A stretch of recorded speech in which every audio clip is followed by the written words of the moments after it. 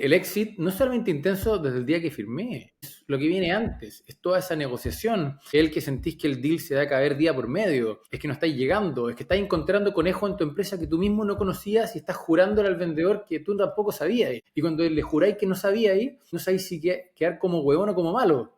Porque si no sabías lo que estaba pasando en tu empresa, era un pelotudo. Y si sabías y no le habíais contado, era un mentiroso. El tipo no va a estar al día siguiente en la playa con las caipiriñas. Al contrario, va a estar trabajando como enano porque va a tener que cumplir todas las metas que él prometió. ¿Cuántos procesos de M&A has asesorado? Chuta, diría que mucho y es confidencial. Promedio. Dejémoslo como dijiste tú, decenas. ¿Por qué una empresa puede valer 4 veces el EBITDA y otra puede valer 8 veces? Esto es bien importante, y acá nos vamos a meter en una conversa media técnica, pero creo que es muy importante entenderla bien. La empresa vale por dos cosas, por decirlo así, o por el cruce de dos cosas. La empresa vale lo que está dispuesto alguien a pagar por ella. Así de simple. Pero ese alguien probablemente va a ser un comprador racional, y ese comprador racional va a pagar lo siguiente.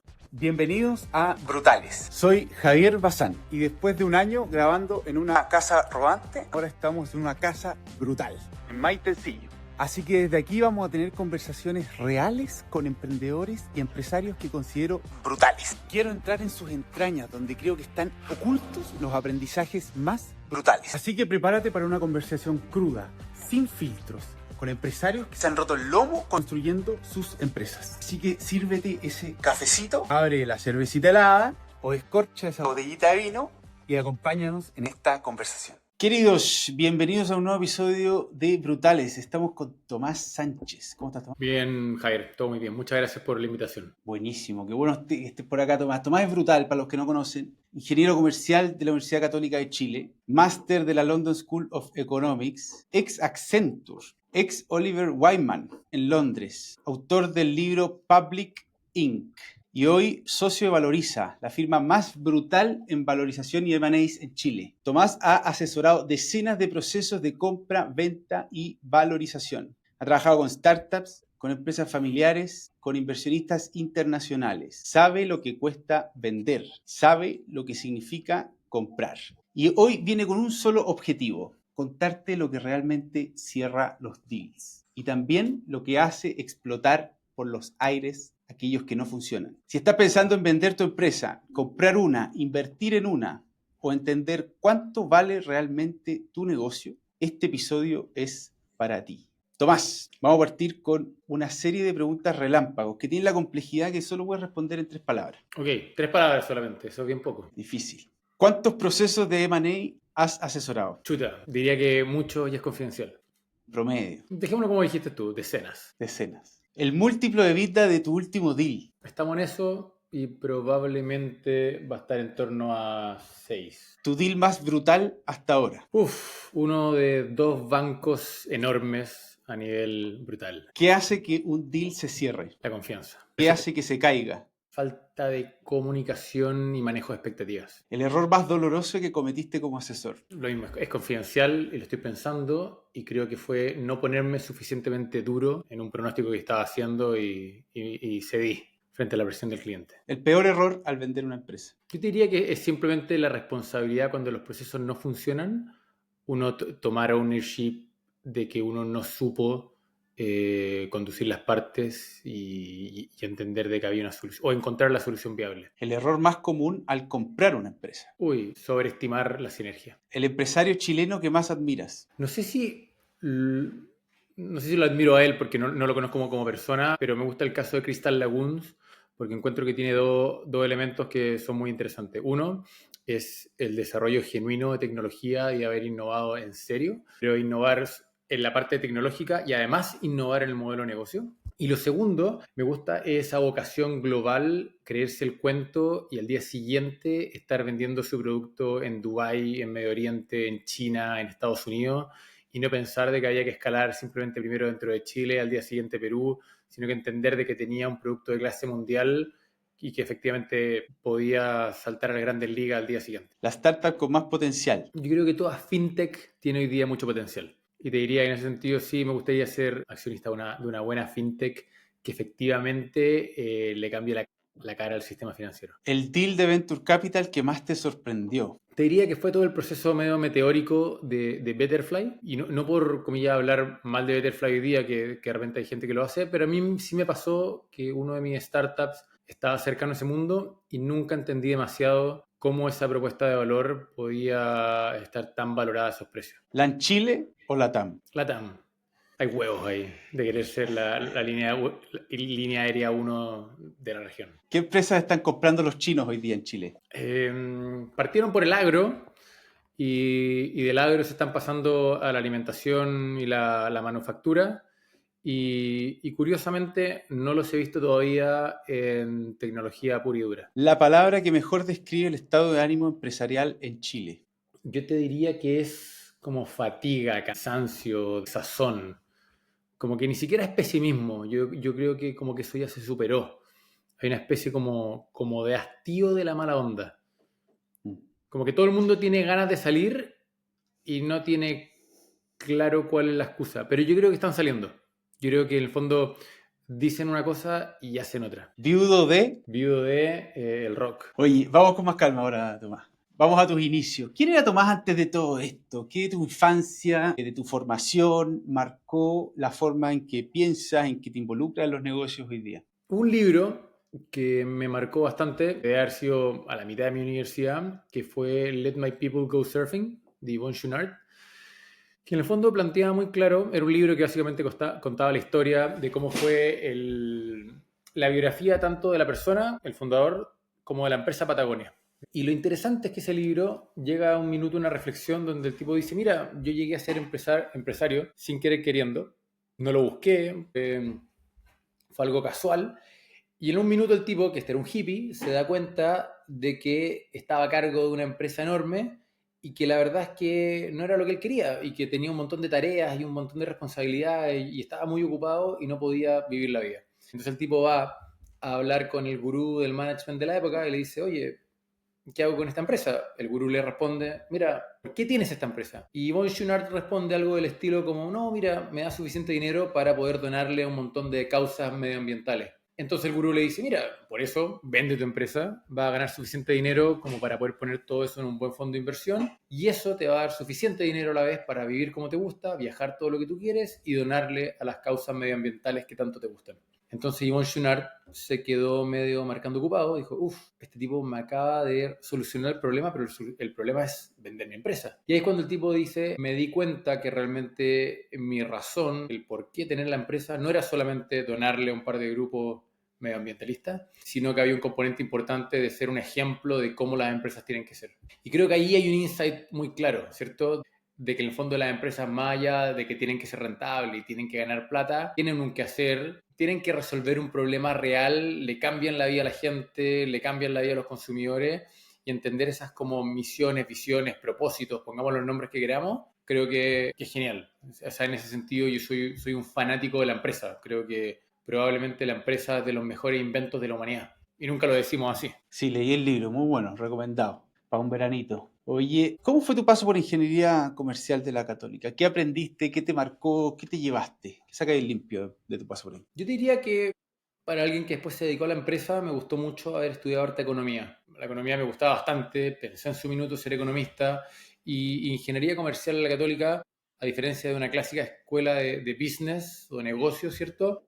En el mundo, incluso en Chile, tiene muchísima economía y algo que disfruté mucho porque algo que, no sé, tener economía de macroeconomía monetaria, por ejemplo, yo lo pasé muy bien, me gustaron mucho y eso. ¿Y tu primera pega fue Accenture o hiciste un salto en alguna parte ahí No, a no, otra no, parte? pasé por varios lados antes, es decir, después de comercial la Católica me fui a Young Rubicam, y fui consultor de estrategia de marca, después de eso me fui a Ultramar, en Ultramar también entre medio me tocó armar el área de innovación en Ultramar, donde nos fue bastante bien, salimos a la vuelta de un par de años clasificados como de las mejores empresas o de las más innovadoras de Chile. En la mitad de eso me fui a China, en China estuve emprendiendo, me fui un año ¿Qué hiciste allá, bien? estuve intentando vender producto alimenticio en China. Fuimos con ¿Y agua cómo fue esa mineral, experiencia? con cerveza artesanal, con vino. Vendimos ahí un par de contenedores, pero nos dimos cuenta que era que necesitábamos muchas más espaldas para poder montar el modelo de negocio bien hecho y en vez de simplemente venderle al importador, había que venderle al distribuidor.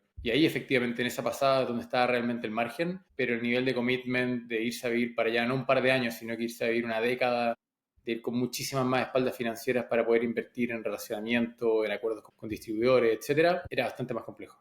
¿Cómo te diste cuenta que la cosa no andaba? No, es básicamente el aprendizaje que te da el tener cientos de reuniones con todo tipo de potenciales clientes en China, desde hoteles, Horeca, distribuidores, importadores, retail, lo que fuese, y uno empieza a entender el mercado, empieza a entender los price points, empieza a entender más la regulación, empieza a entender como los códigos que de alguna manera no están dichos, ¿cierto? Son cosas que uno simplemente no puede descubrir con todo el research preliminar que hicimos. Es decir, antes de irme a vivir a China, fui varias veces a China a hacer como viajes de prospección, viajes a ferias, desarrollo de producto. Trabajamos con empresas allá que nos ayudaron a generar marcas, nombres, focus group, etcétera. Pero vivir el día a día, ya cientos de reuniones, mirarle la cara a los chinos y entender lo que realmente están pensando y entender el cómo piensan los temas, construir las relaciones, eso es lo que efectivamente te cambia las cosas. Y eso es lo que realmente te enseña mucho. ¿Qué te hubiese gustado saber justo antes de ese viaje de la cultura de negocios de los chinos?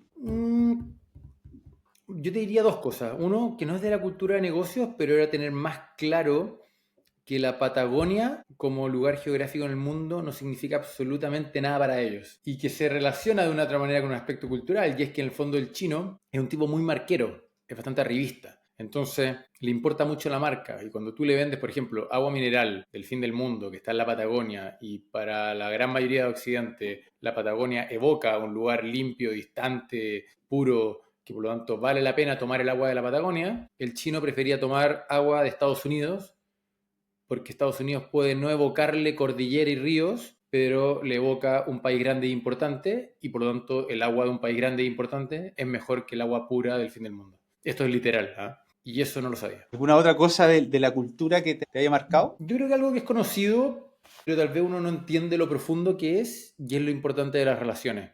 Es decir, efectivamente conocer a tu contraparte, ir a su cumpleaños, hacerse amigo, desarrollar una relación, pasar tiempo. Los tipos son muy buenos para entender si tú viniste a quedarte o viniste por un par de semanas. Entonces es el tema de tener una reunión y decir que vamos a tener otra, pero la siguiente te dicen que es la próxima semana, pero en verdad no es la próxima semana, y la hacen en 2 meses más, y después sacan otra en 2 meses más después, y todo lo que están haciendo es testearte. Están testeando si tú efectivamente viniste acá a quedarte como me dijiste en la primera reunión. Y el tipo está esperando verte durante un año para poder hacer un negocio contigo y efectivamente, ok, ahora sí te voy a poner la orden de compra. ¿Y ahí te fuiste solo? ¿O agarraste un socio? ¿Qué hiciste? Bueno, tenía dos socios en Chile, ellos estaban en Chile, ellos me ayudaban con toda la parte del desarrollo de producto y con la logística, y yo me hacía cargo de la parte comercial. ¿Y ahí qué? Cuando cachaste que la cosa no iba a agarrar vuelo, ¿qué hiciste? No, fue el minuto en que uno, en el fondo, en algunos de los viajes que me tocó volver a Chile, lo sinceramos con nuestros socios y dijimos, mira, vamos a seguir vendiendo de a poco, pero para darnos el salto real que esto hace que tenga un pronóstico bueno, necesitamos mucha más espalda.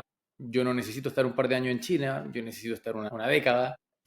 Y ahí el compromiso cambiaba, entonces decidimos abortar. Yo creo que es ¿Cómo importante te... en los negocios y en los emprendimientos siempre tener claro cuáles son los milestones. Yo creo que hay muchos emprendedores muy buenos, pero también creo que hay muchos emprendedores que, como siempre digo, uno camina siempre por una línea de perseverancia y uno tiene que saber cuando está siendo porfiado. Y creo que hay Es mucho difícil, emprendedor, ¿ah? comillas, porfiado, en que no quiere leer la señal del mercado, no quiere escuchar al cliente, y de alguna manera no cumple sus milestones, no cumple las mismas metas que se puso y lo termina pasando mal, pierde hasta la camisa. Muchas veces eso se vende como algo medio heroico y yo creo que no. Creo que emprender es heroico. Tengo un respeto enorme por los emprendedores y creo que los tipos efectivamente le cambian la cara al planeta, pero hay que saber cuándo parar. ¿Y con qué estado de ánimo volviste a Chile? ¿Cómo fueron esas primeras semanas de vuelta cuando dijiste, ya, esto no funciona? ¿Qué hago? ¿Cómo lo hago? ¿Cómo fueron los siguientes pasos? No, fue bueno. O sea, uno siempre saca en limpio lo que aprendió y uno trata por decirlo así, documentar el aprendizaje, pero volví para mí con una medalla diciendo, ok, me fue mal, pero aprendí algo y vamos para adelante. Y me puse a pensar en mi siguiente emprendimiento y seguimos trabajando. Y 1 o 2 años después echamos a andar Alma Suite, que era básicamente una plataforma de colaboración dentro de la empresa. Era básicamente pensar en en lo que sería una intranet 3.0 en ese entonces. Estamos hablando del año 2013, ¿cierto? Hace más de 10 años. Fue meterse en temas de cómo los equipos colaboran mejor, cómo hacen mejor gestión de proyectos, cómo hay mejor comunicación dentro de la empresa, cómo las personas dentro de una misma empresa están alineadas de cara a la estrategia, los objetivos, etc. Y estuvo interesante, estuve en eso como 4 años, nos fue bien, pero lo mismo, llegó un minuto en que dejamos de cumplir las metas y nos dimos cuenta que este no iba a ser un mercado que iba a crecer como en Estados Unidos. Es decir, había una cultura laboral en Latinoamérica muy diferente. En su minuto quedamos clasificados en una de las mejores aceleradoras en Estados Unidos. Me fui a Estados Unidos. ¿A dónde te Y fuiste?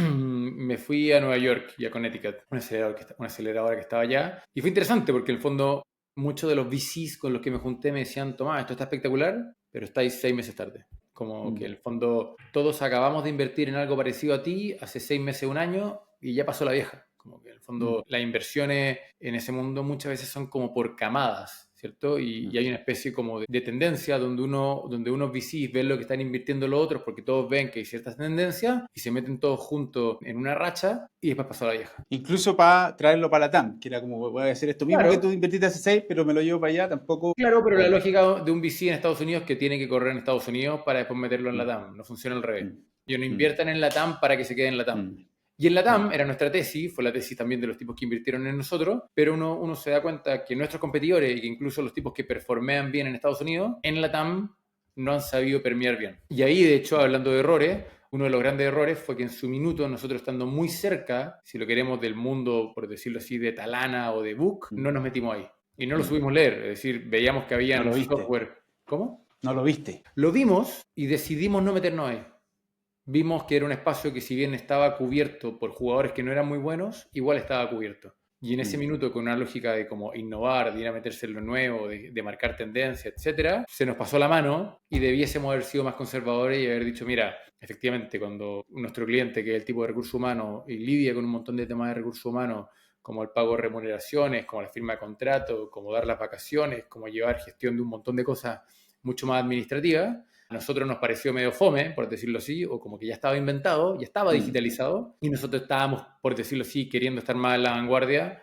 Y nada, hoy día, claro, uno con el diario del lunes lo mira como un gran error. En ese minuto pensábamos que no era la alternativa. Me imagino que volviste a Chile después y dijiste no pudimos levantar plata, vamos a tener que cerrar esta cuestión. ¿Cómo fue esa conversa? ¿Qué aprendiste? ¿Cómo Ahí, formó al animal que quería hoy día? ahí yo te diría que hubo un luto mucho más grande.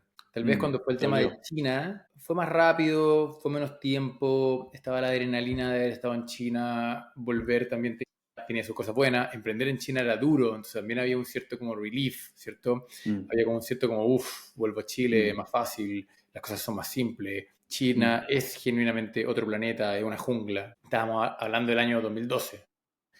Pero después de Alma Suite, que fueron 4 años, efectivamente el día que yo me di cuenta que no cumplí las metas y que en el fondo tocaba dar un paso al costado, que cuando hacía la proyección de caja no me iba a dar, y con mi socio estábamos buscando, bueno, cómo hacemos que dé, y tal vez yo me salgo un tiempo y después vuelvo, y obviamente uno también siente que uno va a dar un paso al costado y que no vas a volver, ahí sí hubo un luto. Ahí sí yo Te creo que pasé pegó. un mes muy bajoneado, diciendo un buen par de garabatos, mirando para atrás, diciendo, chuta, no supe pivotear a tiempo, no supe leerlo, no supe tomar las 4 decisiones. años igual, harto rato. Fueron 4 años, claro. Y ahí fue cuando, sin querer queriendo, por decirlo, terminé en Accenture. Y partí liderando, por decirlo así, como el área de innovación de Accenture, y después me tocó hacerme cargo de Accenture Digital, que era de alguna manera la vertical de negocio que estaba a cargo de todo lo nuevo, hecho de una u otra manera, todo lo que tenía que ver con data analytics, incipientemente era inteligencia artificial, con todos los temas más como de marketing digital, de e-commerce y cosas de service design y cosas por el estilo. ¿Cuántos años estuviste en Accenture? 3 años. ¿Cómo fue ese paso? Fue interesante, fue un mundo muy, muy diferente. Cuando yo pasé por Ultramar, había pasado por una corporación grande chilena, pero después meterse en Mm, algo como Accenture un par de años después es muy interesante porque te muestra literalmente el estado del arte a nivel mundial, de cómo se maneja por dentro una organización que en ese minuto tenía contratadas a 500.000 personas, o sea, medio millón de mm. personas. Es una brutalidad el tamaño de Accenture. Hoy día creo que son 700.000, varios años después. Y justamente entender el gobierno corporativo, los incentivos, los KPIs, el cómo se ejecuta un proyecto de esa envergadura. En el fondo, yo cuando vendía en Alma Suite, vendía proyectos de 20, 50 mil dólares, todos que tenían un componente de SaaS, de vender licencias relativamente baratas, en combinación con algunos otros servicios que, claro, seguían estando en los rangos de decenas de miles de dólares. Pero cuando te metí en Accenture, te metí en una envergadura de proyectos que estamos hablando en millones de dólares y trabajando siempre con las empresas más grandes de Chile y del mundo, y al mismo tiempo trabajando de una manera genuinamente colaborativa con equipos de todo el mundo. Y que cuando yo estaba haciendo un proyecto con una minera acá en Chile, o con una forestal, o con un retail, y yo tenía una pregunta o yo necesitaba al experto correcto, bueno, ese experto correcto a veces que estaba sentado en Finlandia, o estaba sentado en Japón, o estaba sentado en Alemania, y estaba a un clic de distancia, y genuinamente al principio me sorprendía esto, que yo le mandaba el mail y el tipo me respondía. Y me respondía diciendo, bueno, ¿cómo te ayudo? ¿Cómo lo hacemos? ¿Cómo trabajamos juntos en este proyecto? Y eso fue genial, fue interesante. Insisto, te marca un estándar de cómo es posible trabajar y ejecutar un proyecto. ¿Y en qué minuto empieza ese apetito de irte a Londres o dejar Accenture? ¿Cómo empieza a surgir eso? Me pasa en un minuto de que me di cuenta de que, por decirlo así, Accenture no era mi camino. Es decir, hay temas como más de cultura interna, y hay temas, por decirlo así, de proyección de dónde está el negocio. Me gustaba mucho la estrategia, y la estrategia no está en el corazón de Accenture. Accenture es un animal muy innovador. Accenture es un animal que es capaz de hacer proyectos a gran escala y hacer cambios significativos, pero su corazón no está en la estrategia. Y a mí sí me gustaba mucho la parte estratégica. Y por lo tanto, y bueno, y además también tenía pendiente el, como decir, tengo ganas de estudiar, y me fui a estudiar a Londres. Me fui a ¿Por qué la... escogiste Londres y la Porque London School of Economics? en gran medida por estar en Europa. Es decir, dije, mira, voy a vivir un par de años fuera de Chile, y algo muy, no sé si la palabra es banal, pero muy cotidiano, es decir, bueno, ¿en qué ciudad quiero vivir y qué ciudades quiero tener cerca? Entonces, si me iba a Boston, en Boston iba a tener Nueva York cerca y tal vez las cataratas del Niágara. ¿Me explico? Y hasta ahí llegaste. Pero cuando tú estás en Londres, literalmente tenéis 20 capitales europeas a 2 horas de distancia, y además de las 20 capitales europeas hay 400 ciudades y pueblos fascinantes, un montón de culturas, de países, de idiomas, cocinas, ¿me explico? Y eso es lo que te da a Londres, y por eso con mi señora decidimos irnos a Londres. ¿Qué tal ese paso? ¿Qué aprendiste? ¿Qué sacáis limpio? Uf, no, ahí sí que aprendí una brutalidad, Como en todo que sentido. los animales que se van para allá vuelven con un cerebro como distinto. Yo lo que más aprendí, y que fue genial, yo diría que es el rigor de cómo se trabaja en Londres. Es decir, haber pasado 3 años por Oliver Wyman me enseñó más que mis últimos 20 años. Y lo digo porque cuando estáis trabajando literalmente en el tope de lo que te permite el mundo profesional, es increíble ver lo que es ese nivel. Para quienes no conocen, Oliver Wyman es una consultora como BCG, como McKinsey, como Bain, es probablemente la cuarta a nivel mundial. Es muy fuerte, ¿cierto?, en Europa y en Estados Unidos, también en Medio Oriente. En Latinoamérica tiene poca presencia. Y es muy conocida por varios temas, pero sobre todo en el mundo justamente de finanzas, de banca, de private capital, que se llaman fondos de money, y temas relacionados, ¿cierto? Ahí es donde está su fuerte y donde es muy, muy conocida, tiene mucho prestigio. ¿Dónde se ve esa diferencia como de rigor, de estándares? ¿Cómo ayudamos a entender esa diferencia? Tiene que ver con que uno, cuando lo ve en Latinoamérica, voy a ponerlo de manera media caricaturesca de repente, y después lo voy refinando la idea, pero es cuando 2 más 2 allá siempre da 4. Y acá en Latinoamérica somos buenos para justificar de 3,9 también es 4, 4,1 también es 4, ¿me explico? Simamos el número, más o menos, oye, esto te lo voy a entregar el viernes, bueno, no este viernes, el próximo, te voy a entregar un informe y el informe está más o menos bueno y tiene un par de bullets. No, no, allá las cosas son con un nivel de rigor, de justificación, de fundamentación, de que en el fondo nadie te soporta no sé, desde una falta ortográfica hasta el por qué está bien fundamentado este número, y que esa fuente no me parece suficientemente buena, o ese análisis no encuentro que está suficientemente bien argumentado, o que ese modelo financiero que estamos haciendo vamos a ir a revisar la derivada de la derivada de la derivada, estar seguro que lo que estoy diciendo es cierto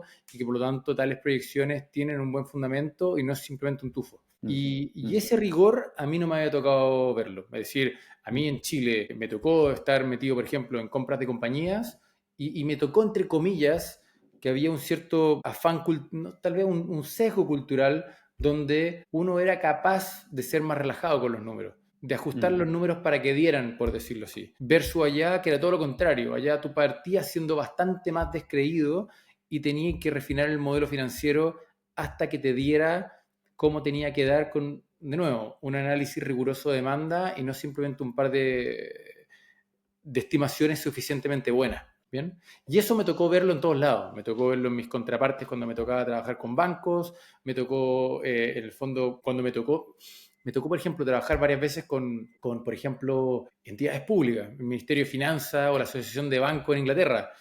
Oye, tuve las licitaciones de ellos y tenían un nivel de especificidad y de sofisticación que tú decías, tú no me necesitas, por lo bien hecha de la licitación. ¿Y en qué? Cuéntame un par de casos de M&As que participaste o grandes proyectos que te hayan marcado, que sacaste hartas cosas.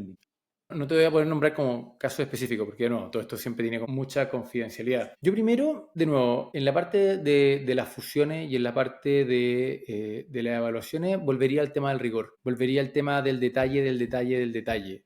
O sea, en esta misma integración que te comentaba hace un rato, estábamos fusionando dos empresas enormes y era interesante como efectivamente el roadmap no era simplemente una presentación con ciertos hitos y más o menos lo que queríamos hacer y más o menos estar en la sinergia, sino que no, esto era, voy a ponerlo de mala forma, era una planilla Excel, que no era una planilla Excel, era de hecho un software desarrollado por nosotros para poder administrar y gobernar toda esta fusión, que tenía literalmente 2.500 milestones que teníamos que ir traqueando día a día cómo íbamos avanzando y cada uno de ellos estaba conectado entre ellos y al mismo tiempo estaba conectado con los equipos claves y cada uno de ellos estaba conectado con ciertos KPI y esos KPI estaban conectados con metas financieras y al mismo tiempo esas metas financieras estaban medidas con cuántas personas estaban trabajando. Por lo tanto, yo cuando me daba cuenta que en una meta financiera que no era tan grande tenía mucha gente, me saltaban alarmas y por lo tanto tenía un nivel de sofisticación a la hora de gobernar el proceso y hacer que las cosas pasaran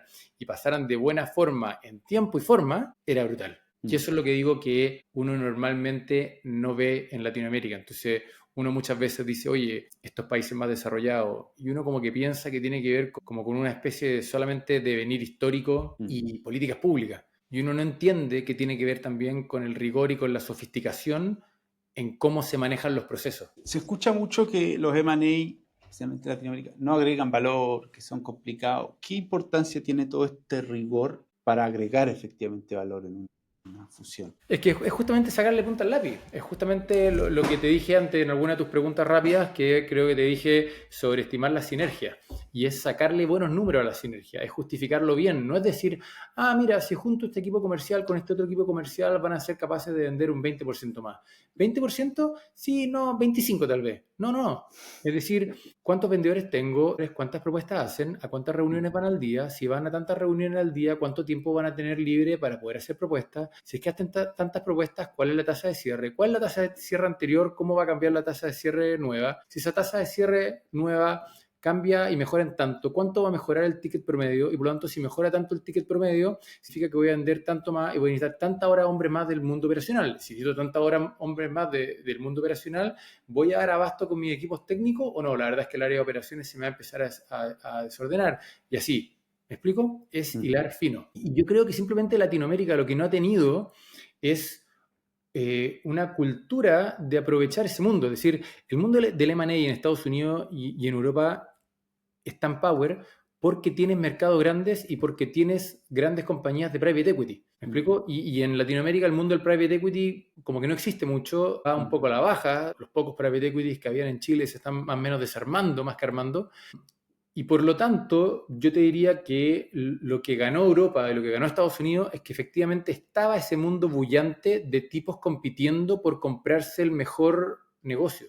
Y al mismo tiempo había un deal flow, ¿cierto? Había un montón de compañías que se estaban construyendo, entendiendo de que ahí había una oportunidad de exit y por lo tanto después había una oportunidad de consolidación. Y al mismo tiempo, esto en un contexto de mercados más grandes, porque en el caso de Estados Unidos tenía un mercado de 300 millones de tipos que más encima tienen un PIB mucho más alto y tenéis toda una regulación transversal que te permite simplemente decir, oye, ¿qué pasa si yo tengo una empresa, voy a inventar cualquier cosa, de construcción en Oklahoma, Alabama y Tennessee? ¿Las podría juntar? Sí, las puedo juntar. Y están al lado. Y empiezo a hacer un roll-up de compañías, construyo uno más grande, centralizo los back office y soy capaz de tener mejores márgenes. En Europa pasa algo parecido, pero un poco más difícil. Es decir, los mercados laborales, si bien no tienen frontera, la evidencia muestra de que son más difíciles de integrar y que al mismo tiempo la regulación entre ellos también genera un par de fricciones más. Entonces, por lo tanto, el mercado del private equity en Europa sí tiene más fricciones que el que tiene en Estados Unidos. ¿Bien? Y en Latinoamérica te pasa lo mismo. Es decir, a pesar de que tenemos un idioma común, la brecha regulatoria y la complejidad regulatoria y la burocracia hacen de que no sea tan simple decir yo junto este negocio entre Chile, Paraguay, Argentina y Chile, perdón, y Perú, y mañana lo hago más grande inmediatamente y logro establecer cadenas logísticas más eficientes, porque también tengo un continente mucho menos denso. Entonces, me fui por varios lados, pero creo que más o Sí, te menos se entiendo. entendió el punto. Oye, Tomás, ¿qué empezó a pasar que empezaste a pensar, voy a volver a Chile? Y también, ¿qué te hizo también decidirte a involucrarte en Valoriza? A ver, en general yo te diría que los últimos 10 años estuve trabajando mucho con empresas muy grandes. Como te estaba contando recién, deals que me tocaba trabajar, por decirlo así, con, no sé, bancos, compañías de seguro, cosas de ese calibre, ¿cierto?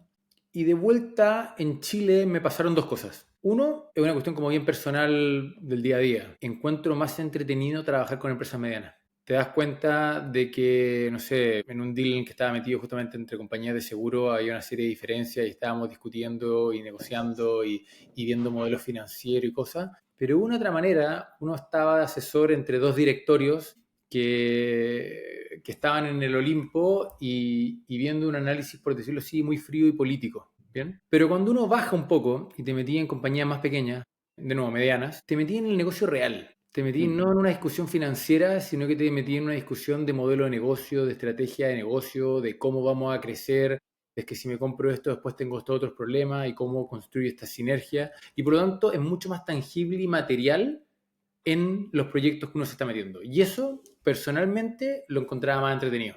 Por otro lado, en línea con lo que estábamos hablando antes de Latinoamérica, creo yo que para que Latinoamérica se desarrolle necesita más empresas grandes. Es decir, uno cuando ve las brechas de productividad de las empresas pequeñas con las grandes, es brutal, enorme, no tiene parangón. Una empresa en Chile que factura 1.000 millones de dólares paga en promedio 3 veces más que una empresa que factura 4 millones de dólares. Y cuando uno entiende esas magnitudes, uno dice, chuta, buena parte del desarrollo de la región pasa porque estas empresas medianas se transformen en grandes. Y para eso, algo que no ha pasado y que efectivamente en Estados Unidos y en Europa ha pasado y ha ayudado mucho, es el mundo del M&A, el mundo del private equity, la capacidad de consolidar empresas, de que dos tipos que se sienten medio topados en 5 o en 15 millones de dólares de facturación, no saben cómo pasar más allá, pero si se fusionan y traen a los gerentes correctos, que ahora sí los pueden pagar porque tienen la escala, o sí son capaces de pagar la tecnología para eficientar los procesos, chuta, sí pueden pasar de fusionar dos empresas y doblarse o triplicarse. ¿Bien? Mm, mm, Y así uno es capaz de mejorar la productividad y el desarrollo de la región. O sea, piensa el siguiente dato. En Chile, un poquito más de 100 empresas facturan más de 1.000 millones de dólares. Y ellas representan casi el 50% de la venta en todo el país, con un 3,7% de los empleados. O sea, es brutal. ¿Cómo puede ser que la mitad del PIB se explica por un 3,7% de los empleados y un poquito más de 100 empresas? La Es brutal. realidad. Es brutal. O sea, no tiene sentido. O sea, mejor dicho, perdón, tiene sentido. Pero lo que se está hablando es que detrás de eso tú tenés literalmente 17.000 empresas que no facturan 1.000 millones de dólares y facturan entre 4 y 1.000. Y esos tipos explican. A ver, mira, deja ir más fino con los números para que se entienda. Después de esas 100, tú tenés 2.500 empresas. Y 2.500 empresas que facturan más de 40 millones de dólares y menos de 1.000 millones de dólares. Y esos tipos, déjame hacer 2 minutos de la matemática en la cabeza, tienen más o menos el 28% del PIB. Bien, de la venta total, ese es el número estricto, pero el 28% de la venta total. Entonces, de nuevo, tienes 100, 150 empresas que explican el 47, 48% de la venta del país. Después tienes 2.500 empresas que explican más o menos el 28%. Y después tienes 15.000 empresas, que son las que venden entre 4 y 40 millones de dólares, que explican el 10, un poquito menos, el 9%. Entonces, lo que estamos hablando es que finalmente 17, 18.000 empresas de Chile explican el 85, 87% del PIB del país. Pero, como hablamos, explicaban la mitad.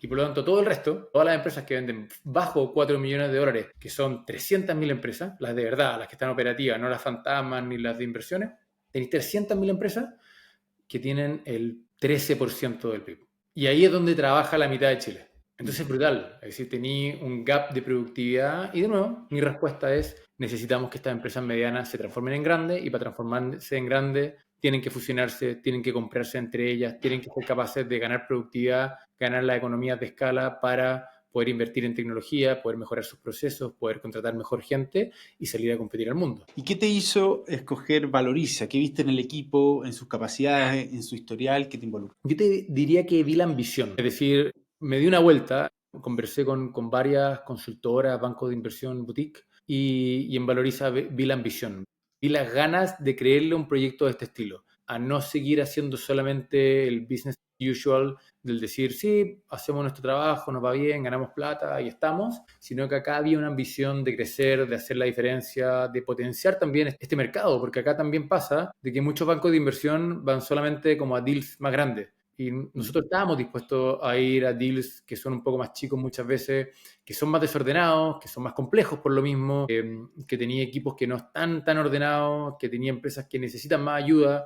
Parte de lo que hemos hecho, haciendo buenas sinergias con mi pasado en consultoría, que combinamos mucho el mundo de M&A con consultoría. Entonces, por lo tanto, más de una vez nos encontramos con una empresa que se quiere vender, pero le damos una buena mano para prepararse para la venta. U otras veces, de nuevo, se quieren fusionar, pero también les damos una mano con establecer los procesos, los protocolos, las reglas post-fusión para poder hacer algo en fondo exitoso. Que normalmente la clásica banca de inversión no lo hace, porque la clásica banca de inversión se centra como solamente en el aspecto financiero y terminan siendo una especie como de broker financiero. Y nosotros ¿Cómo es el modelo de negocio?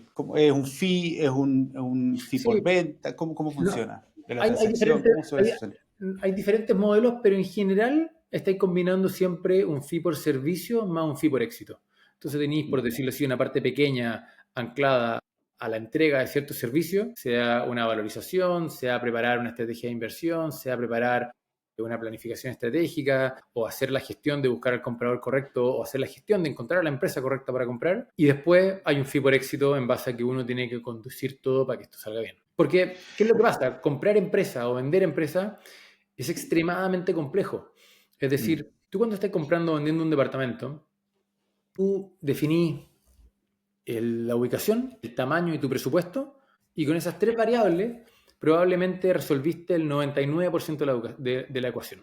Pero cuando estáis evaluando una empresa, literalmente estás evaluando y decidiendo sobre 50 variables. Porque no es solamente decir, oye, quiero una empresa grande o quiero una empresa que venda, no sé, 20 millones de dólares y que tenga tal cantidad de personas en tal industria. No, no son esas tres variables como superficiales. Hay un tema de cuál es el modelo de negocio, hay un tema de cuáles son los márgenes, hay un tema de cuál es la cultura, hay un tema de cómo es la composición accionaria, hay un tema de cuál es el pacto accionista que está rigiendo, cuál es el nivel de deuda que tiene, cuáles son los activos, cuál endeudado está. O sea, hay una infinidad. Y después cuando te metí a comprar, hay un tema de, bueno, cuáles van a ser los términos de pago, cuáles van a ser, en el fondo, el pacto de compra, cuáles van a ser los covenants, cuáles van a ser las garantías. O sea, es realmente 50 variables que hay que evaluar y nada, aumenta la complejidad brutalmente. Oye, Tomás, entendiendo de dónde venís, cómo pensáis lo que estáis diciendo, vamos a hacer los próximos 50 minutos brutales para los que están pensando en vender su empresa, en pricear su empresa, en salir a comprar, a fusionarse, que sea brutalmente útil para cometer los menores errores posibles. Entonces, la primera pregunta es, ¿por qué muchas empresas fracasan al intentar venderse? Chuta, a ver, es que vamos un paso antes. Yo no diría que fracasan, yo diría que la probabilidad de venta de una empresa es baja. Bien, y hay empresas que tienen mejores probabilidades de venta que otras simplemente por todo lo que estábamos hablando antes, porque tienen una mejor composición accionaria, porque están en una industria que hoy día es más sexy, porque tienen mejores proyecciones de crecimiento, porque están más ordenadas. Entonces, el por qué, primero yo diría, es estructural. Es decir, no es como que hay una... De nuevo, no es un mercado de departamentos que se compran y se compran y venden todo el tiempo. Eso es lo primero. Lo segundo es que cuando más chica la empresa, es más compleja la adquisición porque normalmente está un poco más desordenada y porque también hay un mercado menor para eso. Es decir, volviendo al caso de Estados Unidos y Europa, en Estados Unidos y Europa hay un mercado de private equity muy bien establecido que funciona muy bien entre ciertos rangos y tamaños de compañía. Y en Chile va a pasar lo mismo, en rangos más bajos, y por lo tanto, cuando vas más bajo aún, se te hace más difícil.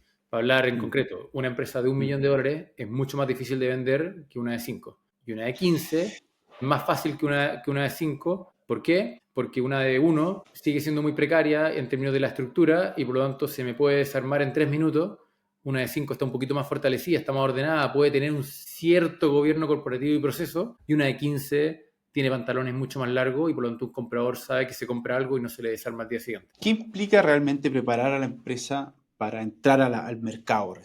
¿Cuál es la previa? A ver, el ABC más fácil y bastante resumido, yo te diría que primero es tener todo ordenado en términos, si lo queremos así, el papeleo, es decir, es tener buenos balances, tenerlos bien ordenados, tenerlos auditados, tener la finanza ordenada, tener la operación ordenada. Es decir, cualquier tipo que está metido en una empresa pequeña entiende el desorden que hay en cosas desordenadas, por decirlo de manera elegante, en una empresa, el tema que está contratado Pedro, Juan y Diego, pero Pedro y Juan ya no trabajan ahí, el que hay un cierto desorden tributario, el que hay cosas que tengo pendiente en mi contabilidad que facturé este año, pero en verdad la debería facturar el próximo y no reconcilian muy bien con la realidad. Entonces, primero es un tema de orden administrativo, contable, tributario, estado financiero auditado, tener toda esa operación ordenada. Eso es lo primero. Yo diría que lo segundo es tener un buen gobierno corporativo. Es decir, tener un cierto orden de que el gerente general es gerente general y no es un poco de todo, es tener una segunda línea que funcione bien, es tener más o menos procesos. No tenemos que ser una empresa, cierto, con todos los procesos documentados, pero que exista un cierto orden que uno entiende de que hay un cierto, por decirlo, manual de venta o una forma de operar el área de operaciones que funciona y se ejecuta de una determinada manera. Eso es lo segundo. Y lo tercero, yo te diría que son las características como más claves del negocio. Es decir, oye, tener una fuerza de venta que funciona, tener una empresa que está creciendo, tener una cartera de clientes que ojalá no esté concentrada y así. Ese es como yo diría el ABC más fácil y rápido que uno tiene que entrar a mirar. ¿Eres dueño de una empresa que factura más de $1 millón al año? Ventix es una comunidad de empresarios que quieren pensar mejor y decidir con perspectiva, junto a otros dueños de negocios como ellos. Sin coaches, sin bullshit, solo estrategia real. Aplica en ventix.cl. Cuando llegan los clientes tentados a vender su empresa, que dicen, oye, ayúdame a vender, quiero vender, ya estoy en edad de que quiero deshacerme. ¿Cuáles son esas regulación de expectativas que usualmente te toca hacer? ¿Cuáles son los errores más comunes en valorizar la empresa? Cuéntame un poquito de ese tras bambalinas. Chuta, me hiciste dos preguntas que son interesantes. Uno, el error de expectativas o el tras bambalinas o el manejo de expectativas. Yo diría que lo primero es lo que estábamos hablando recién. Ojo, vender una empresa es difícil. ¿Bien? Y al mismo tiempo, uno también entiende las empresas que tienen mejores probabilidades. De nuevo, ya sea porque están en una industria que está un poquito más caliente o porque son una empresa que dada su estructura o su posición competitiva pueden ser muy atractivas para ciertas personas. Entonces, por ejemplo, hay empresas que de repente, por decirlo de alguna manera, están tan sanas que no son atractivas, por decirlo, a un private equity. ¿Por qué? Porque un private equity quiere encontrar una empresa que tal vez está a medio camino y que la mejoran y son capaces de aumentar el upside. O tal vez pueden meterse en una empresa sana, pero cuando ven una proyección de crecimiento en que ven que hay un mercado altamente fragmentado y que por lo tanto ellos pueden tomar mucha cuota de mercado si es que invierten en esta empresa. Entonces, todo lo que quiero decir es que esa posición competitiva define mucho si es que te va a comprar, por decirlo así, un private equity que te quiere multiplicar por 4 o vas a hacer más sentido tal vez para un family office o para un fondo de inversión que simplemente está buscando una empresa que dé una buena rentabilidad y se mantenga con muy buenos márgenes y pagando muy buenos dividendos. Y esa diferencia de entender cuál es tu caso de inversión y para quién eres interesante es parte importante. De nuevo, primero, un tema de alineación de expectativas, es decir, entender de que esto no es fácil y que muchas veces hay que arreglar mucho tu empresa antes para que sea vendible. Dos, entender cuál es la tesis de inversión, es decir, para quién eres interesante y por lo tanto quién es tu comprador ideal. Y tercero, que fue algo que me mencionaste, entender bien cómo funciona una valorización. Voy a contar la historia del otro lado. Cuando me toca acercarme a muchas empresas a decir, hola, ¿te quieres vender? Para ponerlo en términos simples y caricaturescos, todos piensan que esto es como en las películas. Y te dicen, bueno, ¿y cuánto? ¿Cuánto ofrecí? Y no funciona así, po.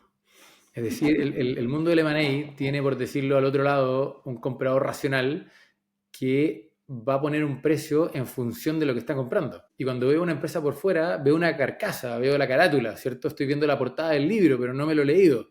Entonces, nunca nadie tiene un presupuesto en la mano y está dispuesto a esa empresa a comprarla en 5 o en 100, da lo mismo. Lo que está dispuesto a hacer es evaluarla y en función del evaluarla le voy a poner un precio. Entonces, primero, esta noción de que no hay un presupuesto y no es como que alguien tiene 5 millones de dólares para ponerlo arriba de la mesa y te los va a salir a comprar, sino que van a mirar tu empresa, la van a evaluar y es cuando van a decir, esto vale 4 o no, esto vale 15. ¿Cuánto toma desde la preparación de la empresa, por así decirlo? Después encontrar más o menos un comprador. En el mejor de los casos, a uno no, esto No, puede, pero pero la preparación de la empresa ayúdame a puede... entender el timing.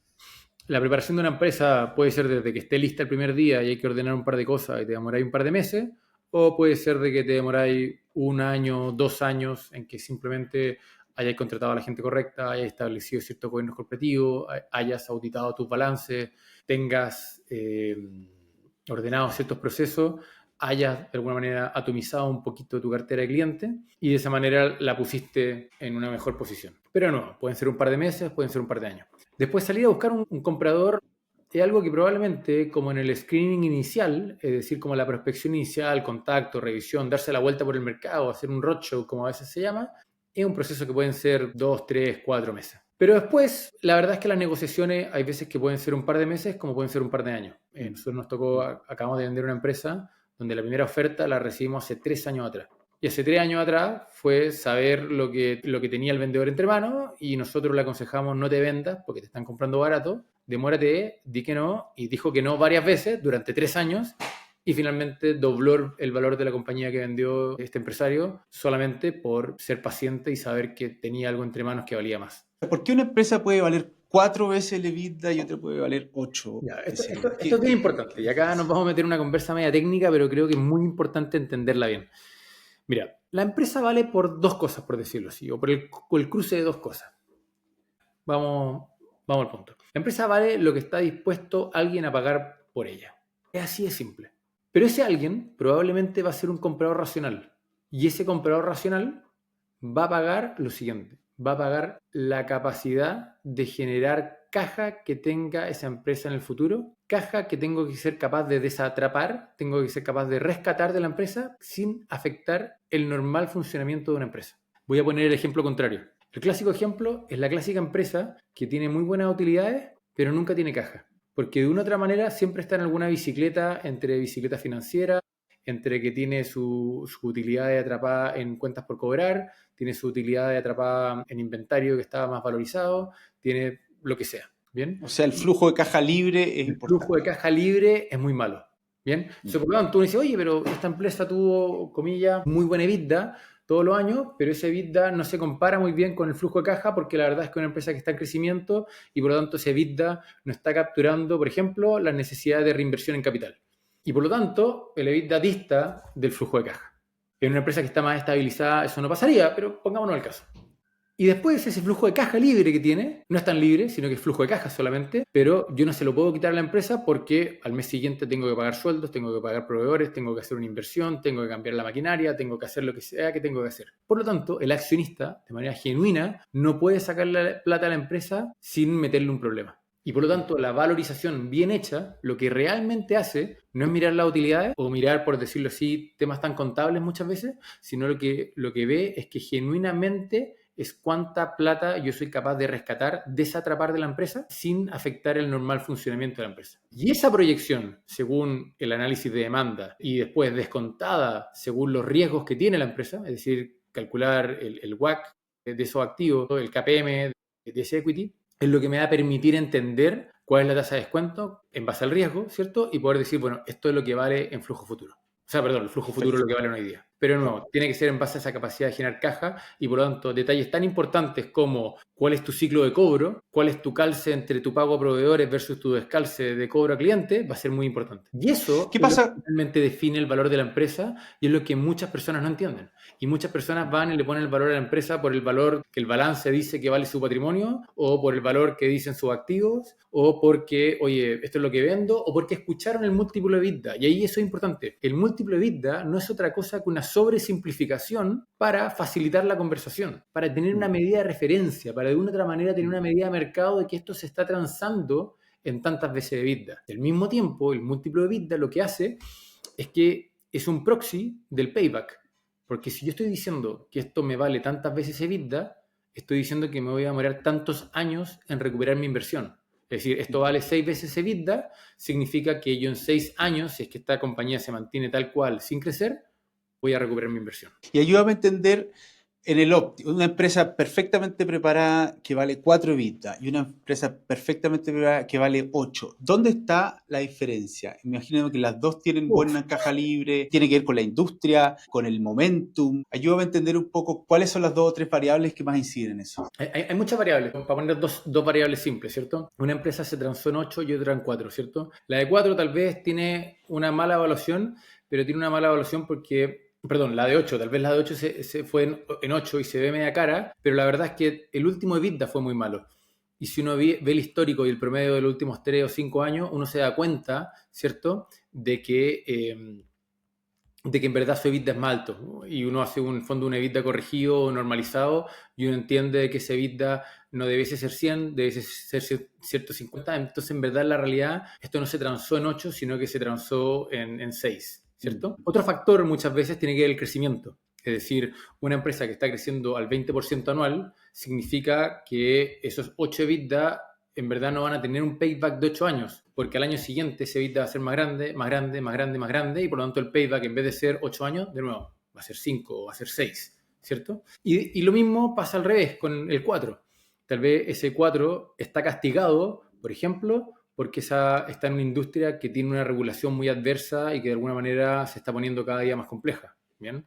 O tal vez está en 4 porque dice, compré a muy buen precio, pero está encerrado de que justo esa empresa tiene que ahora hacer una inversión en CAPEX y una empresa de transporte y tiene que renovar toda su flota de camiones y por lo tanto me voy a gastar un EBITDA entero o 2 en pagar la nueva flota de camiones. Entonces digo, ¿me costó 4? No, en verdad me costó 5 o 6 porque tengo que considerar que al segundo día voy a tener que comprar una flota de camiones. Entonces, por eso digo que el múltiplo de EBITDA es solamente como una medida de referencia que facilita la conversación y es un indicativo de payback, pero esconde un montón de mugre bajo la alfombra y que normalmente se usa como output. Normalmente, en el fondo, después de hacer un flujo de caja descontado y hacer una evaluación rigurosa de cuánto vale esta empresa, uno pone un número que te dé una equivalencia, que después cuando uno lo compara contra el mercado, te da una especie como de sedazo, te permite tener ciertos bordes del decir, mira, el mercado en tal industria, en tales países, empresas de tales tamaños,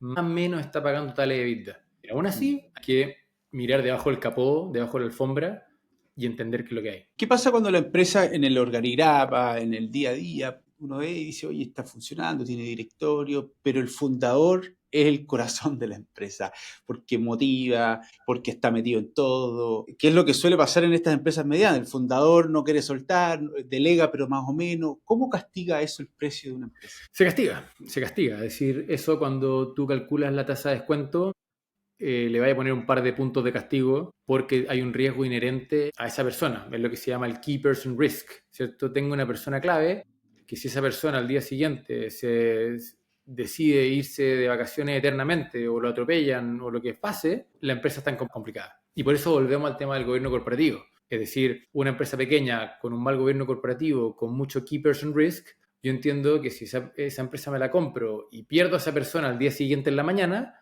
yo tengo un problema brutal. Bien, y ese riesgo se calcula, o mejor dicho, se castiga en la tasa de descuento y por lo tanto los flujos del futuro van a tener un mayor castigo. De hecho, alguna vez nos tocó una empresa que era tanto el key person risk que el directorio tomó una póliza de seguro por el gerente general diciendo, bueno, si es que le pasa algo, por lo menos que nos llegue la póliza. Ojo, no es broma, es verdad, lo vimos. Pero muy real. Y por eso mucho les pasa a estas empresas medianas en crecimiento, en que es un desafío real el que esa persona que está acostumbrada toda la vida de manera simplona a ser el patrón de fondo, efectivamente sepa y aprenda a delegar y al mismo tiempo sepa y aprenda a respetar las decisiones tomadas en directorio.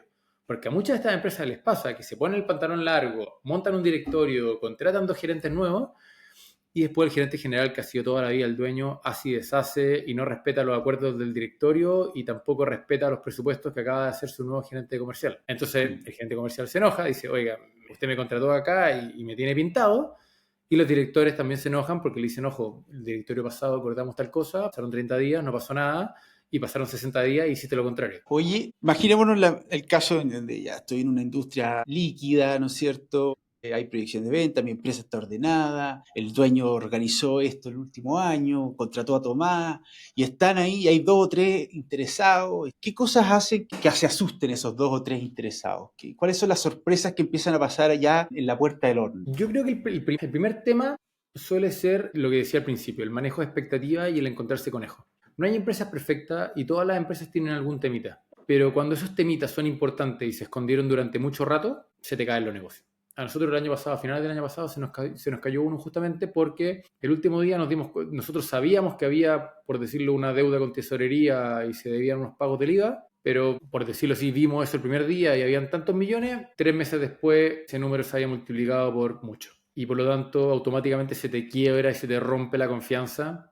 Y por lo mismo, hay todo una pega y hay todo un proceso como súper psicológico de construir confianza. Porque de una u otra manera uno está construyendo una relación con alguien que el día de mañana va a ser tu socio. Y en el mejor de los casos, si es que estáis comprando el 100% de la empresa el primer día, igual va a ser alguien en quien tú vas a depender a la hora de hacer un correcto traspaso durante 1, 2 o 3 años. Y por lo tanto, uno quiere construir una relación con esa persona en que uno pueda confiar. Y cuando te empiezan a aparecer conejos, y te empiezan a aparecer esqueletos y te empiezan a aparecer cosas que tú decís, chuta, esto no es un detalle, ojo, esto es algo que este tipo lo tiene que haber sabido, ojo, esto es algo que se demoró 2 meses en contarme, empieza a romperte las confianzas y uno dice, chuta, si es que eso me acabo de enterar hoy día, no quiero saber de lo que me voy a enterar 2 meses después. ¿Qué es importante en ese, no sé, pasilleo, en esa emocionalidad, en ese pololeo? ¿Qué es importante cuidar? ¿Cómo se vive en el tras bambalinas? Yo te diría que tiene que ver con aclarar el proceso. Como esto es algo nuevo para cualquier persona, es decir, no todo empresario Claro, está no todos uno los todos días los días vendiendo vende su su empresa. empresa. Uno puede ser un fantástico empresario, pero porque manejó durante 20 años de muy buena forma su empresa, pero no porque estaba metido en procesos de venderla o de comprar otras. Entonces, parte de lo que ayudamos mucho nosotros es aclarar cómo es todo el proceso. Oye, este mes va a pasar esto, la siguiente semana esto, la siguiente semana esto, después va a pasar tal cosa, vamos a firmar un acuerdo, una carta de acuerdo, vamos a rayar más o menos la cancha del deal, estamos más o menos pensando en esto, si es que nos ponemos de acuerdo en eso, vamos a hacer una valorización, si es que la valorización arroja más o menos tanto, nosotros vamos a hacer unos ajustes, vamos a hacer una oferta, esa oferta no va a ser vinculante, si es que la oferta te parece bien, después vamos a discutir los términos de pago, cuando hayamos discutido más o menos los términos de pago y el precio y alguna otra condición, vamos a hacer un due diligence, pero antes de hacer el due diligence voy a querer tener amarrado el contrato, entonces ahí sí voy a hacer un contrato vinculante porque no me quiero gastar un montón de plata en abogados, en contadores, en auditores que revisan al revés el derecho de tu empresa para que después tú te me eches para atrás. Entonces, bueno, eso sí va a ser vinculante y después de eso voy a entrar a negociar un pacto accionista y después de eso voy a empezar a hacer como tú un calendario de cierre y voy a tener claro, y también nosotros es parte de nuevo, manejar expectativas. Oye, ese día, ojo, que probablemente van a aparecer estos últimos conejitos los últimos días, entonces, ¿por qué no conversamos algunos de estos temas antes? Al mismo tiempo te pasa que todos los temas donde no nos pusimos de acuerdo, los fuimos pateando para adelante. Entonces, una semana antes de firmar la firma final, la redundancia, chuta, todavía no cerramos estos 2 temas donde no estamos de acuerdo, no nos hemos puesto de acuerdo en la política de bonos, no nos hemos puesto de acuerdo en cuál es la caja mínima que tiene que tener la empresa, no nos hemos puesto de acuerdo en oye, tú tenías mucho familiar contratado, algunos los vamos a sacar, otros no, y así. O sea, hay una Y infinidad de temas y hay un roadmap que, insisto, es más complejo de lo que parece, no es física cuántica, pero obviamente es desconocido para cualquier persona que no le ha tocado esto antes. si esta conversación te está gustando, suscríbete, comparte y deja un comentario brutal. Este podcast lo hacemos juntos y necesita de ti para seguir creciendo. Así que anda a servirte ese cafecito o rellenar la copa y mientras lo haces te suscribes y compartes. Ese simple gesto te convierte en brutal. Gracias por estar acá y seguimos con la conversa. Tomás, ¿qué empresa se están comprando hoy en día? ¿Qué están buscando los compradores? ¿Quiénes están activos? ¿Qué industrias son las que están más líquidas? ¿Qué demanda hay de los compradores que no están encontrando? ¿Cómo está el mercado? A ver, lo que más nos toca a nosotros ver es tecnología, salud, agricultura y minería. Yo diría que esas son las 4 industrias que a nosotros nos toca más ver y te diría que tecnología es la que más se mueve. Tecnología al mismo tiempo tiene un factor bastante interesante, ¿cierto? Y es que depende menos de la ubicación. Es decir, hoy día estamos en un proceso ayudando a una empresa de Estados Unidos, ¿cierto? De Texas, ayudando a comprarse una empresa en Latinoamérica. Y eso es algo que, por decirlo así, en otras industrias se da un poquito menos, porque en el fondo esta empresa de Estados Unidos ve la fortaleza de que si mañana se compra una empresa en Perú o en Brasil, puede darle servicio y puede complementar su operación de Texas sin ningún problema al día siguiente en la mañana. ¿Bien? Entonces, y al mismo tiempo hay un montón de players a nivel mundial que están ganando mucho en la consolidación de operaciones y se dan cuenta que hay muchísimas sinergias por agregar escala a sus operaciones. Entonces yo diría que tecnología se está viendo mucho.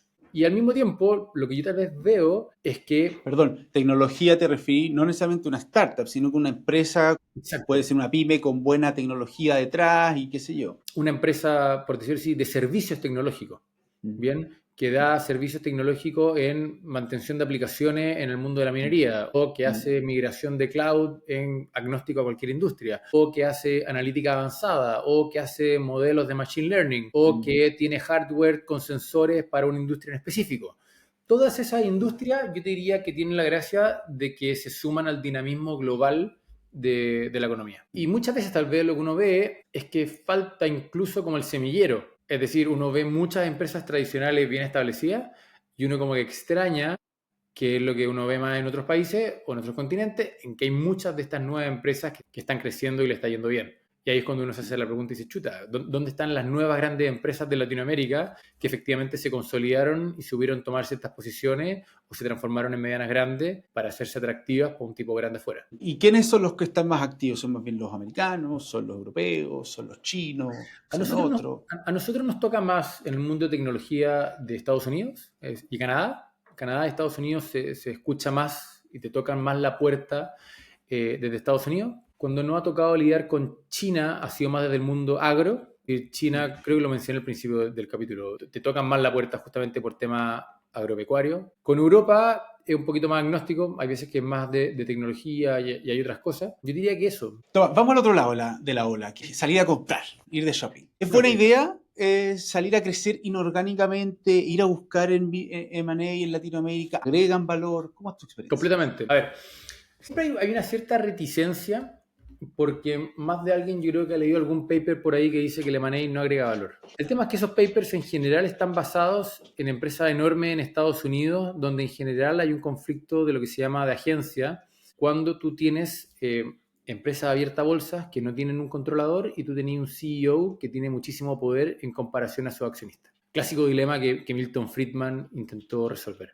Y este dilema tiene en que muchas veces hay ciertos incentivos perversos para que un CEO, insisto, de una compañía abierta a bolsa en Estados Unidos quiera comprarse una empresa y no necesariamente haga todo el sentido económico del mundo o las integraciones sean muy difíciles.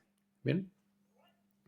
Y ahí, claro, hay veces que no sale tan bien. Pero la otra cara de la moneda es que efectivamente los private equity en Estados Unidos o en Europa lo que han hecho muy bien es justamente hacer consolidación de empresas que ganando economías de escala son capaces de abordar y entregarle servicio a ciertos mercados y eso sí han sido muy exitosos y hay muy buen track record al respecto. Y eso de una otra manera es la oportunidad que nosotros vemos hoy día y que muchos ven en Latinoamérica. ¿Bien? El tema es que Latinoamérica, de una u otra manera, ha tenido menos cultura de hacer eso. Es decir, los M&A muchas veces suenan como algo de grandes ligas, de grandes Mm, empresas, con grandes mm. abogados y grandes casas de inversión. Y muchos no se dan cuenta de que efectivamente hay una muy buena oportunidad de cuando tú eres una empresa mediana y te está costando crecer y no estás creciendo los 2 dígitos y te está costando construir nuevas capacidades o te está costando crear nuevas líneas de negocio, es que comprarse una empresa, cuando uno saca la raya para la suma, uno hace la matemática, efectivamente es una opción muy rentable y bueno, hay varios aspectos en los que fijarse, pero efectivamente ahí hay una muy buena opción y una manera muy eficaz y rentable de crecer. ¿Algún caso de éxito que podáis contar de, oye, esta empresa que estaba, no sé, atorada, ¿cierto? Salió a comprar y no fue un 1+1, un 2, sino que un 3? Hoy día, mira, déjame contarte 2 cosas. Uno, algo que estamos viendo y que hemos ayudado a más de alguien, es en el mundo justamente tecnológico, hoy día hay una oportunidad en que hay mucha atomización. Y como hay mucha atomización, hay en el fondo 300, 400, 500 empresas en el mundo de la tecnología, de servicios tecnológicos, que se están peleando de una u otra manera por atender a las grandes empresas de Chile. ¿Bien? Y esos tipos están viendo una oportunidad importante en términos de fusionarse, armar economías de escala, ser capaces de tener mejores márgenes, tener una posición competitiva más robusta y de esa manera dominar un poco más su ámbito de acción. Y eso es algo que está pasando y que nosotros hemos ayudado a varios de esos players. Pero eso responde a un caso anterior que tiene que ver con lo que estábamos diciendo. Es decir, uno, están viendo que les cuesta crecer. Dos, se quieren meter en un mercado que está pegadito o en una línea de negocio que está pegadita, pero no la conocen. Y el no conocerla hace que tengan que enfrentar riesgos más altos a la hora de construir algo desde cero y efectivamente el comprarse algo termina siendo más rentable cuando lo corriges por riesgo. Porque piénsalo de la siguiente manera, y que no es tan obvio. Voy a inventarte. Si yo tengo que invertir 2 hoy día, pero voy a construir algo desde cero, probablemente voy a ver flujo en el año 3 o el año 4. Pero si en vez de gastarme 2 hoy día, me gasto 3 y me compro algo, los flujos los voy a ver al día siguiente. Entonces, claro, me gasto más plata, pero el flujo lo veo al día siguiente y corro menos riesgo porque no tengo toda la incertidumbre de voy a ser capaz de desarrollar el equipo correcto, voy a ser capaz de contratar a las personas correctas, voy a ser capaz de dar con la propuesta de valor correcta, voy a ser efectivamente capaz de resolver todos los temas operacionales y logísticos que implica este nuevo negocio. No, compro algo que ya está funcionando y tengo que ser capaz de ser estricto y ácido a la hora de evaluarlo. ¿Bien? Y ahí hay una oportunidad clara. Fuera de lo que ya hablamos, ¿qué importancia tiene? Imagínate, tengo este competidor acá al lado, hemos estado conversando, está bien armada la empresa, no depende del fundador, tiene todas las estrellitas, las chapitas, ¿no es cierto? Pero hay un tema cultural. Es muy importante. ¿Cómo funciona? ¿Cómo se analiza? ¿Qué hay que fijarse? ¿Qué errores hay que Uf. evitar?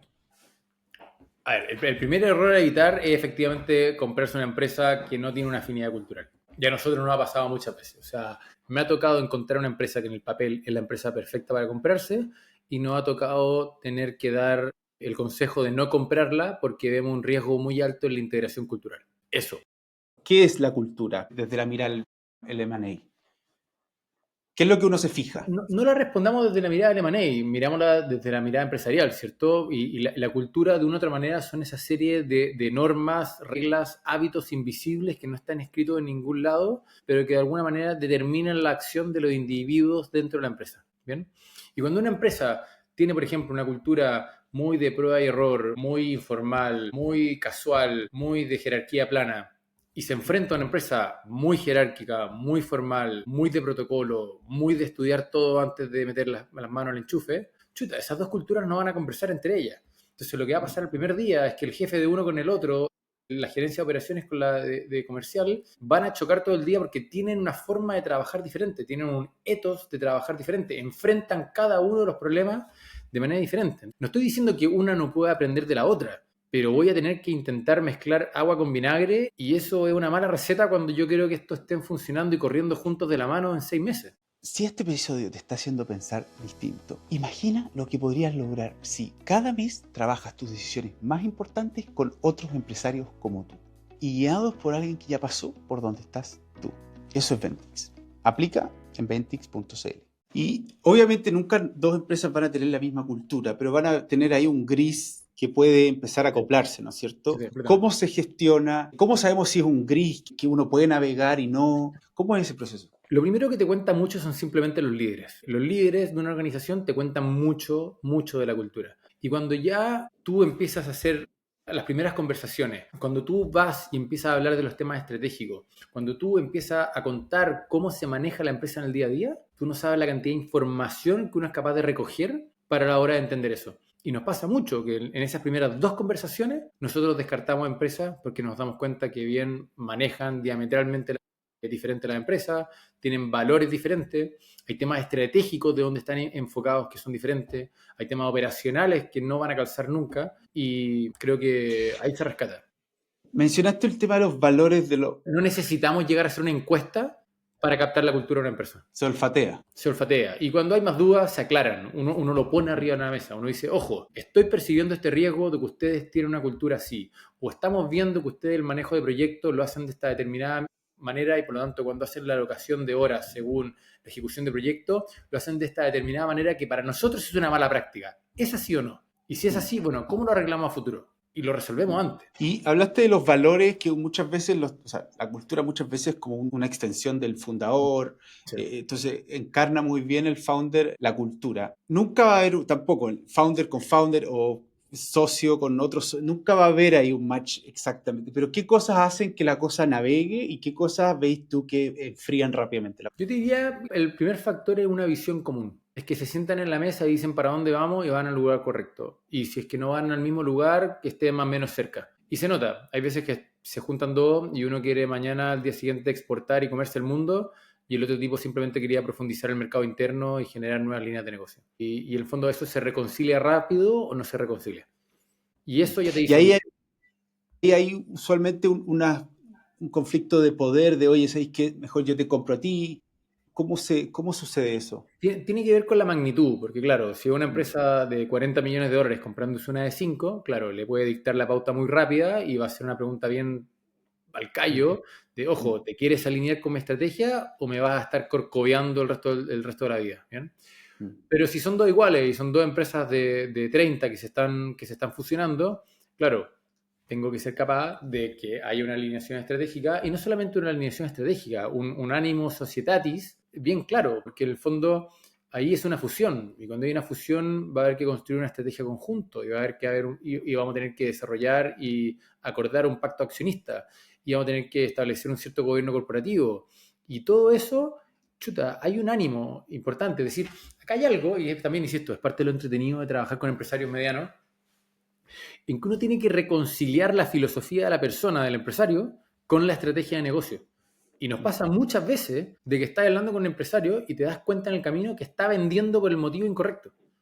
Y eso es muy peligroso, porque eso te puede hacer perder muchísimo tiempo durante un año tratando de encontrar al comprador correcto, para el último día que el tipo se arrepienta, se eche para atrás porque se da cuenta que el motivo por el que estaba vendiendo no era el correcto. Y no ha pasado. No ha pasado que transacciones se nos han caído el día de la firma porque el tipo lo pensó bien, lo reflexionó, discutió con su familia y se dio cuenta que no quería vender. De la misma manera, nos ha pasado salir a comprar en nombre de alguien, hacer todo un scouting, revisar el mercado completo, encontrar a la empresa correcta y cuando la estamos en el proceso de comprarla, por decirlo así, nos damos cuenta que efectivamente las sinergias no son las que habíamos pensado, nos damos cuenta que efectivamente esto no va a ser tan rentable y te das cuenta que muchas veces esto era previsible un par de meses atrás cuando partimos, si es que hubiésemos hecho un mejor análisis estratégico de por qué y qué queríamos comprar. Claro, ¿cuál es la tesis?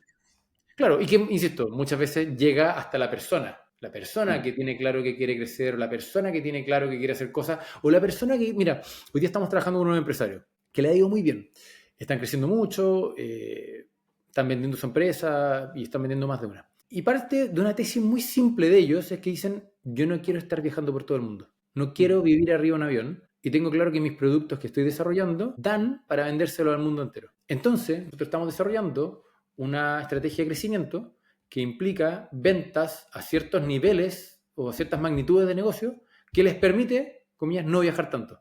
Y les permite ganar los partners correctos en Estados Unidos o en el mundo que sean el partner para poder seguir creciendo la empresa, pero de la mano del canal comercial correcto y por lo tanto ellos poder capturar todo el upside que son posibles sin tener que empezar a vivir arriba de un avión. Entonces, Como algo una tan mundano, founder-friendly growth. claro, pero algo tan mundano como una definición personal de no quiero vivir arriba de un avión termina definiendo tu estrategia de negocio. Versus hay otro tipo que dice, no, yo quiero capturar todo el upside. Entonces soy capaz de mañana irme a vivir a Miami. Ah, perfecto. La estrategia es diferente. Oye, pongámonos en el escenario de que nos dimos una mano, bueno, toma, qué bueno que llegó a un acuerdo, firmamos un contrato. El que vendió dice, bueno, mañana tengo que comprar el pasaje al Caribe, a celebrar con las margaritas. Y el otro dice, yo voy a tomar esta empresa y mañana voy a exprimirla, voy a tener los retornos. Ayúdame a entender esas expectativas, tanto del que vende como del que compra. Creo que hay algo que no entendí bien. ¿Cuál expectativa? ¿Cuál, tú decías el post? No sé. Hazme la pregunta de nuevo. Las expectativas de la post-integración, se integra en la Ya, empresa. ok. El vendedor cree que el día de mañana va a estar sentado en el Caribe tomándose su caipirinha, celebrando que ya soy millonario y no tengo que desprenderme de esto. Y el comprador dice, yo mañana estrujo esta empresa y voy a tener un flujo de caja libre el próximo año para seguir creciendo. Yo van a idear las expectativas de ambos lados.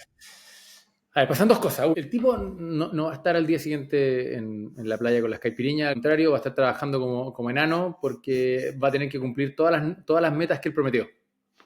Es decir, pongamos en un par de escenarios, es decir, vendiste el 51% y por lo tanto tú sigues siendo socio, pero ese 51% lo vendiste más o menos amarrado a que iba a cumplir tales metas los siguientes 2 años.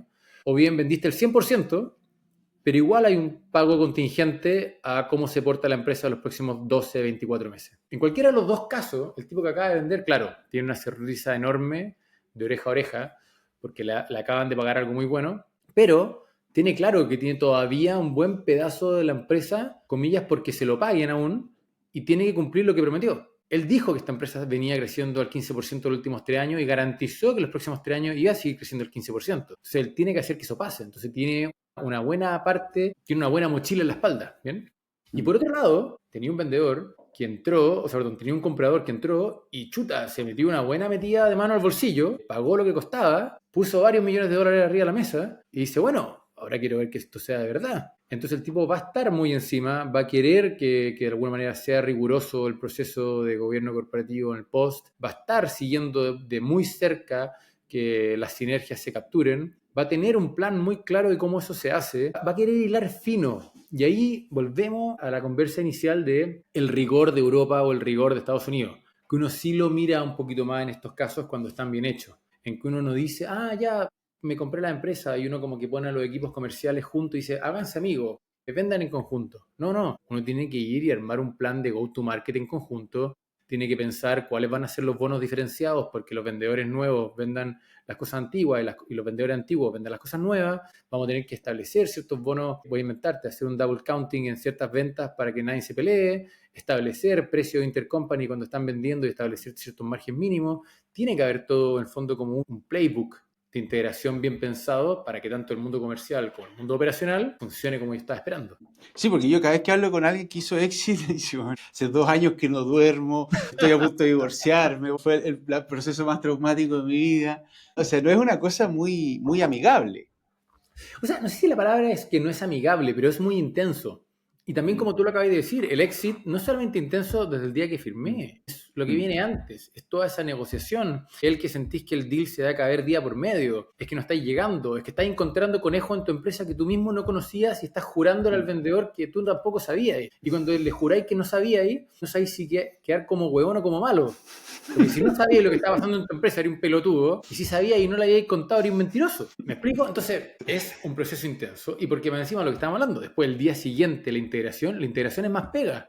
Entonces, el gerente comercial que estaba acostumbrado todos los días a tener que salir a vender esto, hoy día tiene que salir a vender esto y además tiene que salir a hacerse amigo de la nueva fuerza comercial del equipo del frente que se acaban de comprar y establecer procesos entre ellos y acordar y hacer una cierta integración cultural. Es decir, es un proceso intenso.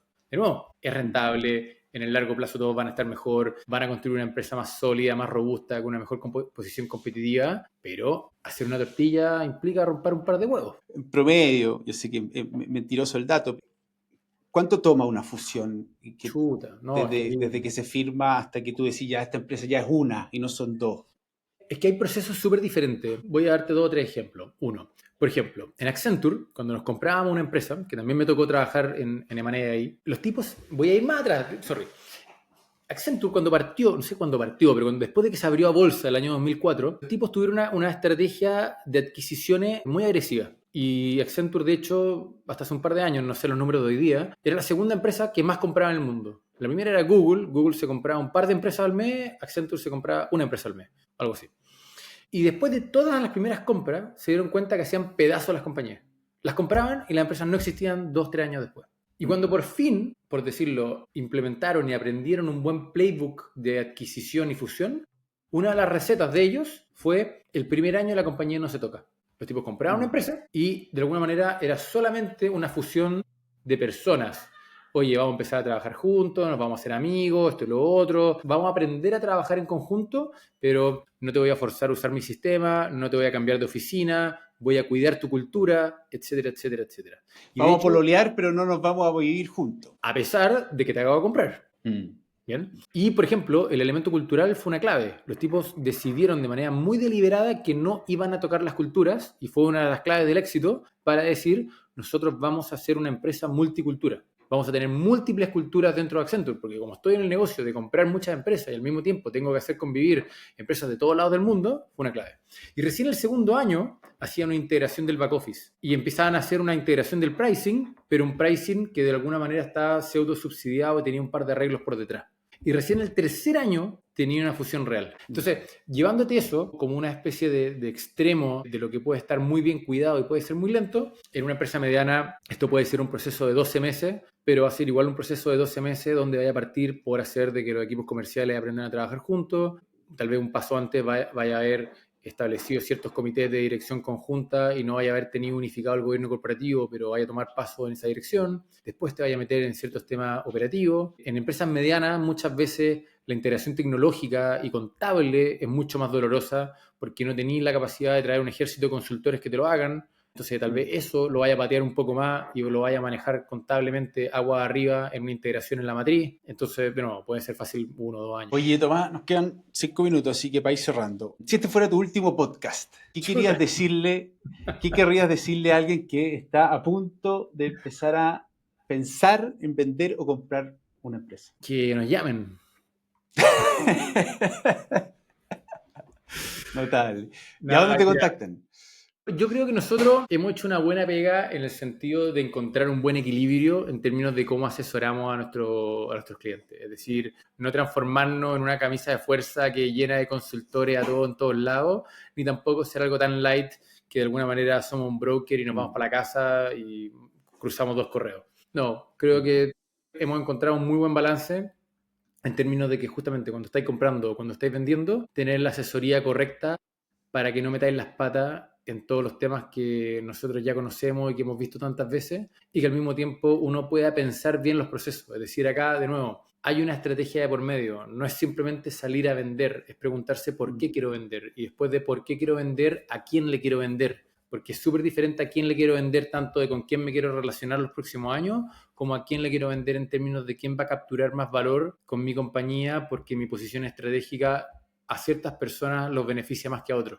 Y todo ese proceso, de nuevo, de la parte, si lo queremos, más estratégica de la compra y de la venta, insisto, muchas veces simplemente se salta y nosotros creo que hacemos un buen trabajo en eso. Y después viene la parte de la asesoría pura y dura de nuevo, poner precios bien fundamentados, construir deck de inversión que sean efectivamente persuasivos e informativos, hacer todo un proceso de acompañamiento, sobre todo en la negociación. La negociación normalmente nos pagamos solos, es decir, tú cobráis un fee por éxito, pero movís la aguja muchísimo más porque estáis acostumbrado a este lenguaje y estáis acostumbrado a lo que se negocia. Entonces, muchas veces un empresario que tiene menos experiencia en esto piensa que acá está entrando en una mesa de negociación a discutir 1 o 2 variables.